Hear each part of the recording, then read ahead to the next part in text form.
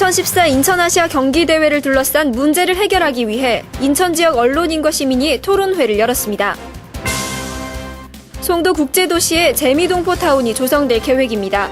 이에 따라 다양한 경제적 효과가 달성될 수 있을 것으로 전망되고 있습니다. 사회적 기업에 관심 있는 시민들에게 다양한 정보를 제공해줄 강좌가 있어 찾아가 봤습니다. 9월 7일 민트TV 뉴스 시작합니다.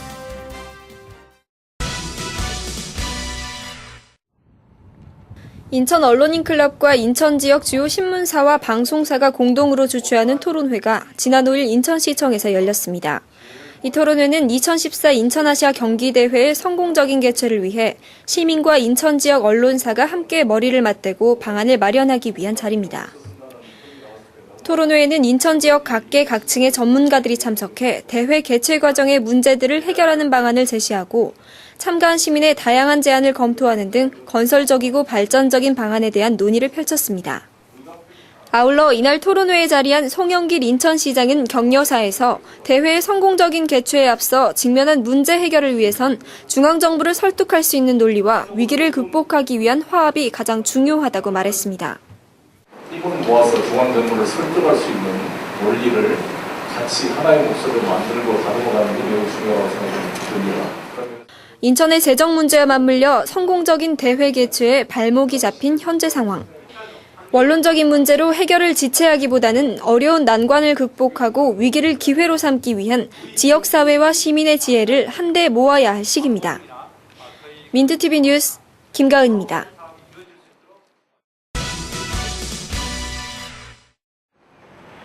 지난 5일 송도 컨벤시아에서 재미동포타운 조성사업 출범식이 개최됐습니다. 재미동포타운 조성사업은 250만 재미동포들의 오랜 수건 사업으로 110년 전 아메리칸 드림을 위해 떠난 한인들이 다시 귀환한다는 역사적 의미를 담고 있어 그동안 미국에 있는 한인들로부터 큰 이목을 끌어왔습니다. 우리 재미동포들의 마지막 고국을 떠났던 그 마음의 고향이었던 우리 인천에 다시 우리 송도의 재미동포타운이 만들어진 것은 매우 의미 있는 일이라고 생각이 들고, 재미동포타운은 아파트 849세대와 오피스텔 1,500세대, 그리고 상가 등 연면적 11만 평 규모로 세워질 예정입니다. 향후 약 2천여 명의 재미동포가 자리 잡음으로써 지속적인 달러 유입과 다양한 경제적 효과를 가져올 수 있을 것으로 예상되고 있습니다. 재미동포타운 청약 행사는 지난 8월부터 미국 각 지역에서 진행되고 있습니다. 50% 이상은 재미동포에게, 나머지는 내국인에게 2차로 분양될 예정입니다. 민트TV 뉴스 오병민입니다.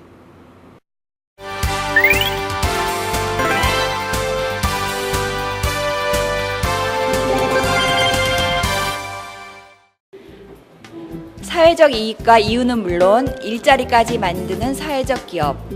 부평구청에서는 사회적 기업 운영을 돕기 위한 사회적 기업가 학교를 개강했다고 합니다.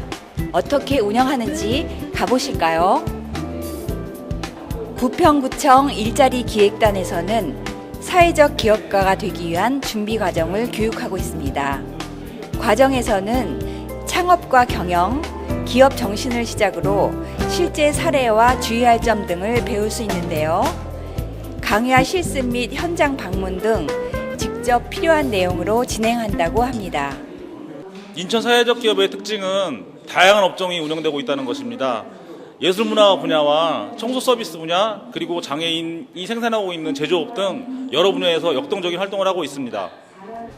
사회적 기업가 학교는 일반 시민을 대상으로 하기 때문에 평소 사회적 기업에 관심 있는 예비 창업자들이 참여하고 있습니다. 진행은 오는 9월 17일까지 주 5일 수업으로 일과가 끝난 저녁 시간에 열린다고 합니다. 일자리를 만들고 기업을 키우는 사회적 기업가. 역시 준비가 탄탄할수록 경영도 잘 하겠죠. 이상 시민기자 김정미였습니다. 오늘의 단신입니다. 시가 일본 TOK사와 송도지구 첨단산업클러스터 내 연구와 생산시설 건립을 위한 투자협약을 체결했다고 밝혔습니다. TOK사는 반도체용 감광재 분야의 세계적인 선두 기업으로 인천경제자유구역 내 첨단산업에 대규모로 직접 투자를 진행한 첫 번째 일본 기업입니다. 시와 인천지방중소기업청이 상인의 지속적인 학습 지원을 위해 인천 상인교육관을 개관했다고 밝혔습니다. 이 교육과는 앞으로 관내 전통시장과 상점가 상인회, 고객응대와 제품 진열의 서비스 교육 등을 통해 대형 유통기업에 대한 상인의 경쟁력을 강화하는 데 주력할 방침입니다. 남부교육지원청이 관내 초중학교 특수교육 대상자의 통학비를 지원하고 있는 것으로 알려졌습니다. 이 사업은 장애로 인한 통학의 어려움을 해소하는 데 도움을 주기 위한 것이며 장애인 콜택시비와 버스비를 지원하게 됩니다.